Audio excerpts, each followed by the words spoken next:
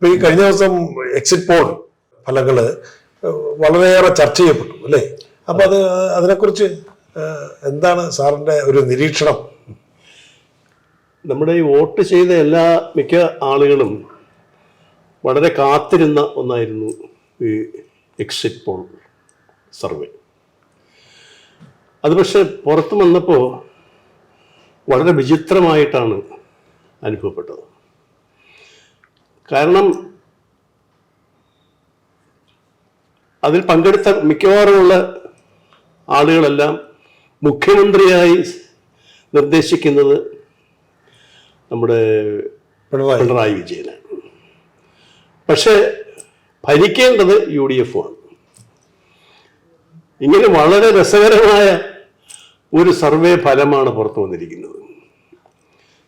ഇതൊരിക്കലും പ്രായോഗികമല്ല. ഒരു UDF government ഉണ്ടാക്കിയിട്ട് അതിൽ പിണറായി വിജയന് മുഖ്യമന്ത്രിയാക്കാൻ പറ്റില്ലല്ലോ. അല്ല, അതങ്ങനെയല്ല. അത് ഈ മുഖ്യമന്ത്രി ആരാകും എന്നുള്ള ഒരു സർവേയുടെ ഫലമാണ് പിണറായിക്ക് 1ാം സ്ഥാനം, പിന്നെ അതിന് തൊട്ട് താഴോട്ട് സതീശൻ അങ്ങനെ വന്നത്. അല്ല, മൊത്തത്തിലുള്ള ആയിട്ട് അത് കൂട്ടി യോജിപ്പിക്കേണ്ട.